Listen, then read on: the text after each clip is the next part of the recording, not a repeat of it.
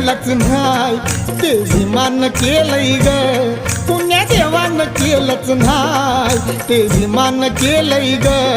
कालच्या महारवाड्याचं भीमनगर झालंय ग कालच्या महारवाड्याचं भीमनगर झालंय ग